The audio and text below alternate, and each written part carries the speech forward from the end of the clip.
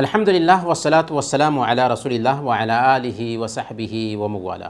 محترم بھائیوں اور دینی بہنوں، السلام علیکم ورحمۃ اللہ وبرکاتہ۔ کورس آئیں اپنا دین سیکھیں میں آپ سب کا استقبال ہے، اور آج ہم اللہ کے نبی صلی اللہ علیہ وسلم کی سیرت میں مدنی زندگی کے بارے میں جانیں گے۔ مدنی زندگی سے کیا مراد ہے؟ مدنی زندگی سے مراد محمد صلی اللہ علیہ وسلم کے مدینہ تشریف لانے کے بعد سے وفات تک کی زندگی کو مدنی زندگی کہا جاتا ہے۔ مکہ میں محمد صلی اللہ علیہ وسلم کی بعثت کو 10 سال بیت چکے تھے۔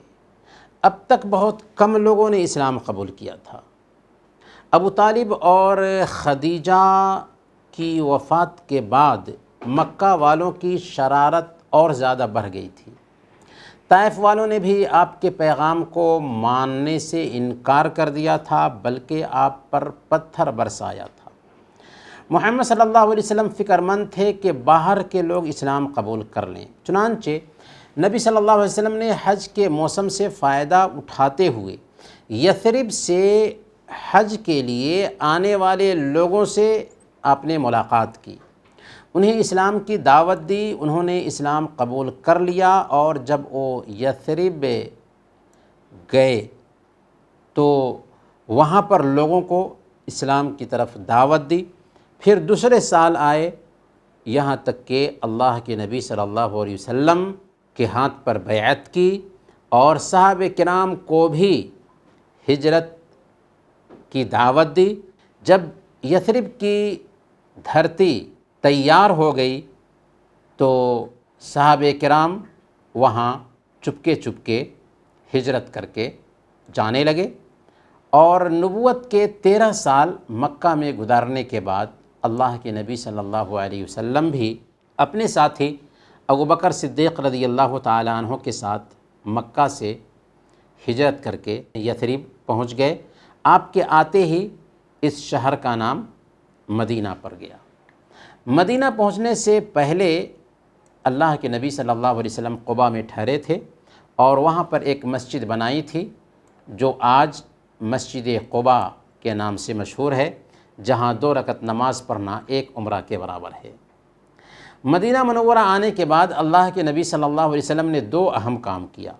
سب سے پہلے نمبر پر مسجد بنائی، جسے آج مسجد نبوی کے نام سے جانا جاتا ہے، جس میں نماز پڑھیں تو دوسری مسجدوں کے مقابلہ میں سوائے مسجد حرام کے 1000 رکعت نماز پڑھنے کا ثواب ملتا ہے۔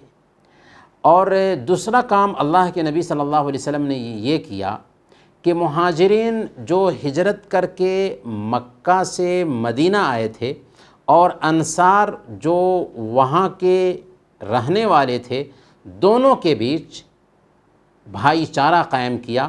اس سے انصار نے مہاجرین کو اپنے گھروں میں بسا دیا، اور مہاجرین کے لیے رہنے کا انتظام ہو گیا۔ نبی صلی اللہ علیہ وسلم اور صحابہ کرام اپنے گھر بار اور املاک کو چھوڑ کر مدینہ آ گئے تھے، پھر بھی مشرکین مکہ نے انہیں امن سے جینے نہ دیا، اور بار بار نقصان پہنچاتے رہے۔ آخرکار اللہ نے اپنے نبی کو ان سے قتال کرنے، جنگ کرنے کی اجازت دے دی۔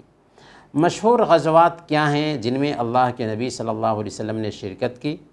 جنگ بدر جو سن 2 ہجری میں ہوئی، جنگ احد جو سن 3 ہجری میں ہوئی، غزوہ خندق جو سن 5 ہجری میں پیش آیا، غزوہ خیبر جو سن 7 ہجری میں پیش آیا، فتح مکہ سن 8 ہجری میں پیش آیا، غزوہ حنین سن 8 ہجری میں پیش آیا، اور غزوہ تبوک سن 9 ہجری میں پیش آیا۔